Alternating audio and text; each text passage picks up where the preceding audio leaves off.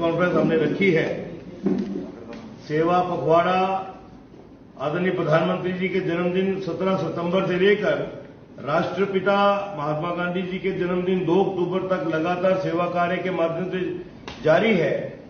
इसी के बीच प्रधानमंत्री जी की कैबिनेट ने परसों एक ऐतिहासिक फैसला लिया। आप सबको पता है कि प्रधानमंत्री गरीब कल्याण अन्न योजना के माध्यम से देश की 80 करोड़ आबादी को पिछले तकरीबन 24 महीने से लगातार मुफ्त राशन उपलब्ध करवाया जा रहा था और हर फेज में उसको एक्सटेंशन हो जाती थी और लगभग ये लग रहा था कि क्योंकि अब हालात बिल्कुल बेहतरीन है और कोरोना से भी काफी हद तक मुक्ति मिल चुकी है, फिर भी प्रिकॉशंस लेके हम लोग चल रहे हैं, सभी का रोजगार जो है सुचारू ढंग से चल रहा है, तो ऐसा अनुमान लग रहा था कि शायद 30 सितंबर के बाद इस योजना को रोक दिया जाएगा। लेकिन आदरणीय प्रधानमंत्री जी की दूरंदेशी और देश की 80 करोड़ की वो आबादी जो कई बार दूसरे वक्त की रोटी के लिए भी जूझना पड़ता है जिनको, और उनकी चिंता करते हुए इसी पखवाड़े के अंतर्गत 17 से लेकर 2 अक्टूबर के बीच में ही आदरणीय प्रधानमंत्री जी की कैबिनेट ने एक ऐतिहासिक फैसला लिया कि इस योजना को अब 31 दिसंबर 2022 तक देश में लागू रखा जाएगा। आप सब इस बात से भली भांति परिचित हैं कि जम्मू कश्मीर जेकेयूटी के प्रदेश संयोजक के नाते मैं स्वयं भी और मेरे दो सहयोगी श्रीमान हरिओम जी और श्रीमान श्रेय सेठी जी लगातार इस योजना को जमीनी स्तर पर लागू करने के लिए हम कार्यरत रहे हैं। आपने देखा हमारे जनप्रतिनिधियों ने बेहतरीन बैग बनवाए थे। राशन गरीब परिवार जब लेने जाता था तो उसके बाद वो साधन नहीं होता था कि वो राशन किस पे लेके जाए, क्योंकि गरीब परिवार होता था तो कभी सीमेंट की बोरी में, कभी फटे हुए तोड़ू में, कभी हमारी माताएं, बुजुर्ग माताएं बहनें दुपट्टे में, शॉल में। तो ऐसे में हमारे केंद्रीय नेतृत्व ने फैसला लिया था कि जो हमारे जनप्रतिनिधि हैं पंचायत से लेकर पार्लियामेंट तक, वो बेहतरीन 15 से 20 किलो की सामग्री के बैग बनवाएंगे और उन बैग के माध्यम से वो राशन समाज के घरों तक और घरों के माध्यम से चूल्हे तक पहुंचेगा। वो लगातार काम जारी है। अभी भी हमारे कुछ जनप्रतिनिधि जिनके क्षेत्र में राशन वितरण हो रहा है उसको हाईलाइट किए बिना, मीडिया में जाए बिना ही अपना काम जारी रखे हैं। तो आज हमने जो प्रेस कॉन्फ्रेंस बुलाई थी उसमें मोटा मोटा आपके समक्ष रखे कि जम्मू कश्मीर यूटी के अंदर तकरीबन 60 लाख सोल है, व्यक्ति हैं जिनको इस योजना का फायदा हो रहा है।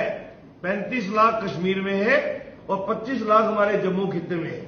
इन सभी को अगले 3 महीने पुनः जो राशन है वो उपलब्ध करवाया जाएगा और यकीनन प्रधानमंत्री जी की एक सोच कि देश के हर नागरिक का मैं ध्यान रख पाऊं, एक प्रधान सेवक होने के नाते देश के हर नागरिक की एक मूलभूत जो जरूरत होती है वो 2 वक्त का अन्न होती है, वो मैं उपलब्ध करवाऊं, ये मेरा प्रयास है। और मुझे लगता है कि आप भी इसकी सराहना करेंगे कि केंद्र की सरकार की कितनी सकारात्मक सोच है कि हम इस योजना को अगले 3 महीने और चलाएंगे। हालांकि जब ये योजना चलाई गई थी अप्रैल 2020 में, जब इसका पहला फेज शुरू हुआ था, उस वक्त कोरोना अपनी चरम सीमा पे था, पूरे यौवन पे था।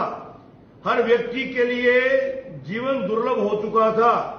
साधारण व्यक्ति, यहां तक कि मिडिल क्लास और अमीर क्लास के लोग भी जो थे वो उनकी लाइफ भी रुक चुकी थी। उस परिस्थितियों में देश की 80 करोड़ आबादी की चिंता आदरणीय प्रधानमंत्री जी ने की, वो सराहनीय थी। और यकीनी तौर पर इस योजना को भारतीय जनता पार्टी के जिम्मेवार कार्यकर्ताओं ने, जनप्रतिनिधियों ने इन लेटर एंड स्पिरिट न सिर्फ फॉलो किया बल्कि इसको लागू भी किया और कश्मीर से लेकर कन्याकुमारी तक लगातार हर डिपो के माध्यम से अपना योगदान देते हुए हर परिवार तक इस राशन के माध्यम से चूल्हे तक पहुंचने का प्रयास किया है। आपने देखा है कि तकरीबन 7वां ये फेज जो है अब वो ये शुरू होने वाला है। और पहला फेज जैसे मैंने आपको पहले भी बताया कि अप्रैल 2020 में शुरू हुआ था और उसके बाद से लगातार इसमें हर 3 महीने के बाद एक एक्सपेक्टेशन होती थी कि अब पता नहीं शायद ये योजना यही रुक जाएगी, आगे मिलेगा कि नहीं मिलेगा। लेकिन प्रधानमंत्री जी की दूरंदेशी ने बड़ा स्पष्ट कर दिया कि हर नागरिक को 2 वक्त का खाना जो है वो लगातार मिलता रहे, ऐसी केंद्र की सरकार की प्रयास है। जो पहला चरण था वो अप्रैल 2020 से जून 2020 तक चला था। अब सबको पता है कि पीक कोरोना का दौर था। फिर दूसरा चरण तकरीबन 5 महीने चला और वो जुलाई से लेके नवंबर 2020 तक चला। उसके बाद तीसरा चरण वो 2 महीने के लिए आया था। जो तीसरा चरण था वो उसमें लगातार ऐसे लग रहा था कि अब स्थिति सुधर चुकी है तो अब इसको थोड़ा घटाया जा सकता है। लेकिन जब आंकड़े आए तो लगने लगा कि अभी भी जिंदगी जो है वो थमी हुई है। तो इन परिवारों की चिंता अभी भी करने की जरूरत है। चौथा चरण जो था वो 5 महीने के लिए आया था, जुलाई 21 से लेकर नवंबर 21 तक। फिर 5वां चरण आया 4 महीने के लिए, दिसंबर 21 से मार्च 22 तक। और छठा चरण जो था वो आखिरी चरण जिसका अभी समापन हुआ है 30 अप्रैल 2022 को, 30 सितंबर, वो अप्रैल से लेकर सितंबर तक का था। और अब ये अनुमान लगाया जा रहा था एडमिनिस्ट्रेटिव सर्कल में भी कि अब ये शायद योजना आगे नहीं चलेगी। लेकिन आदरणीय प्रधानमंत्री जी जो एक प्रधान सेवक के नाते देश की हर परिवार की चिंता करते हैं, उन्होंने इसको अभी 31 दिसंबर 2022 तक बढ़ा दिया है, जिसके लिए हम प्रधानमंत्री जी का दिल की गहराइयों से आभार व्यक्त करते हैं, ताकि वो इसी तरीके से देश की चिंता भी करते रहे, समाज की भलाई भी करते रहे। विक्रम जी, सराहनीय कदम है कि बीपीएल परिवारों के लिए इस तरह की राशन की फिर से इसे एक्सटेंड किया गया। लेकिन 2 बड़े सवाल खड़े होते हैं। पहला सवाल यह है कि गरीबों के लिए कल्याण जरूर है, लेकिन जिसमें से आपने व्याख्यान किया कि प्रधान सेवक का दायित्व है सभी के लिए। ऐसे कई बीपीएल सैकड़ों परिवारों के जो राशन कार्ड है वो कैंसिल कर दिए गए, जो आज भी त्राहिमाम कर रहे हैं। तो मिडिल क्लास पीपल्स की भी हालत कुछ ज्यादा अच्छी नहीं है, तो उनके तो एकदम से वो काट दिए। दूसरा, बीपीएल जो परिवार डिजर्व करते हैं वो भी बीपीएल की कैटेगरी में नहीं है, तो डिजर्विंग कैंडिडेट भी जो है वो इससे महरूम है। इन दोनों चीजों की देखिए, ये बहुत बड़ा चिंता का विषय है। बिल्कुल सही विषय आपने अमित जी पकड़ा है और हम खुद भी महसूस करते हैं। हमारी भी कई बार डायरेक्टर सीएपीडी से भी बात होती है, सेक्रेटरीट में भी बात होती है। एडमिनिस्ट्रेशन के अंदर आज भी वो ब्लैक शिप्स बैठी हैं जो कहीं ना कहीं सरकार की कारगुजारी पे विराम लगाने का प्रयास करती रहती है।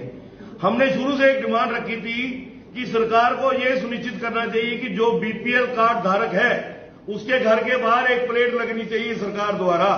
ये रामलाल जी निवासी हैं इस क्षेत्र के, ये बीपीएल कार्ड होल्डर है। मैं आपको यकीनन दिला सकता हूं, ये जो ब्लैक शिप्स एडमिनिस्ट्रेशन में और जो अच्छे घरों वाले बीपीएल के कार्ड धारक बैठे हैं, ये अपने आप अपना नाम कटवाएंगे। जब 3 मंजिला कोठी के बाहर बीपीएल कार्ड लगा होगा, उसको उस मोहल्ले में भी रहते हुए शर्म महसूस होगी कि मैं किसी गरीब का हक खा रहा हूं। अलबत्ता अमित जी, आपने जो बात सही कही है, एलजी एडमिनिस्ट्रेशन तक इस बात को पहुंचाया भी गया है। अब जिस तरीके से आपको पता है कि एलजी एडमिनिस्ट्रेशन काम कर रही है, आने वाले दिनों में एक्सपेक्टेड है कि जल्दी यहां पे डेमोक्रेटिक गवर्नमेंट स्थापित होगी, तो इन हरकतों पे भी विराम लगाया जाएगा और जो जरूरतमंद एक्चुअल व्यक्ति बीपीएल की कैटेगरी में फॉल करता है, उनको सुचारू ढंग से न सिर्फ कार्ड उपलब्ध कराया जाएगा और जिस कैटेगरी में फॉल करते हैं उस कैटेगरी की हर सुविधा उनको उपलब्ध कराई जाएगी। धन्यवाद।